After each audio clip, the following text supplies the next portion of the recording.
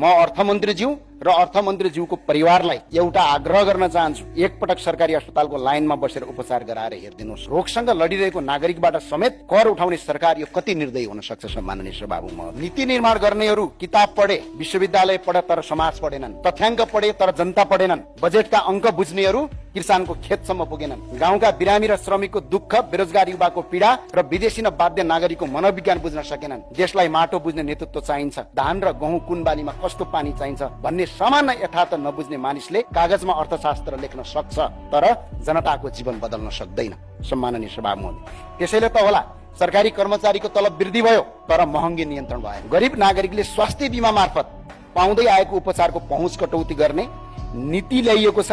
स्वास्थ्य बीमाको रकम घटाइयो, सेवाको दायरा सीमित गरियो र लाखौं नागरिकलाई पुनः असुरक्षित बनाइयो। सरकारले आज उपचारको बाटो रोजेन, बरु व्यवस्था नै कमजोर बनाउने बाटो रोज्यो। यो बजेट अब बिरामीहरूलाई समेत कर लगाउन बाटो खोलेको छ। उपचारका खर्चमा कर लगाउनु भनेको निजी अस्पतालमाथि कर लगाउनु होइन, अन्तत त्यो कर उपचार गराउन गएका बिरामीले तिर्नुपर्ने हुन्छ। यो बजेट 6 खर्ब 57 अर्ब 29 करोड रुपियाँ बराबरको बजेट घाटा छ।